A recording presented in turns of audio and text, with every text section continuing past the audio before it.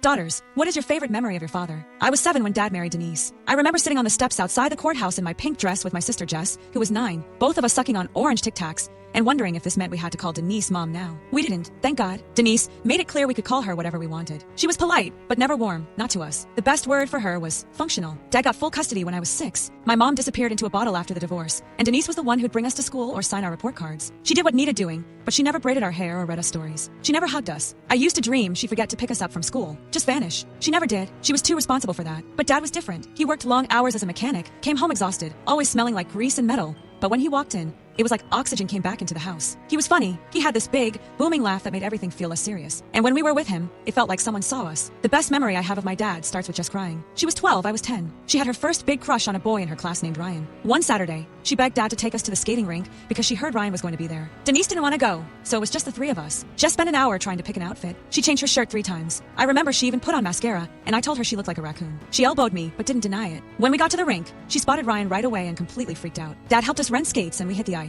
Jess was pretty good, but I was hopeless. Dad held my hand and tried to help, but I kept dragging him down, and we both fell like 5 times. Eventually, Jess spotted Ryan talking to another girl. She skated over, kind of hovering near them, hoping he'd notice her. He didn't. Then one of Ryan's friends made a loud comment about how Jess looked like a hobo raccoon, and the other boys laughed. Jess skated back to us, tears already starting in her eyes, and Dad immediately saw it. She tried to act like it was nothing, but he crouched down right there on the ice and said, "You tell me who made you cry." His tone was flat. No jokes, no smile. Jess just mumbled, "It's fine," but I pointed straight to the group of boys and said, "It was that one in the black hoodie, Ryan's friend." Dad nodded. Cool. Then he did the dumbest, most wonderful thing. He stood up, skated awkwardly over to the group of 12-year-old boys, a full-grown man in jeans and skates, wobbling like Bambi, and called out, "Hey fellas." The boys froze. One of them even tried to skate away. "You," Dad said, pointing to the hoodie kid. "You made fun of my daughter." The kid looked like he was about to wet himself. He said, "No, I didn't." "Oh, that's funny," Dad said, "because I'm pretty sure I heard you say something about a raccoon." The kid stammered. Ryan looked mortified. One of the rink guards started skating over, sensing something was up. Then Dad did a full 360 on his skates, not gracefully, more like a chaotic spin, and shouted, "Who taught this punk how to flirt? I've seen squirrels with more game." Everyone turned and looked. Laughter started around the rink. Even the DJ made a joke over the mic. "Oh, Dad's out here schooling the youth." The kids turned bright red. Ryan's friend muttered an apology. Jess was so embarrassed she looked like she wanted to melt through the ice, but I saw the corners of her mouth twitching. She was trying so hard not to smile. Dad skated back to us and said,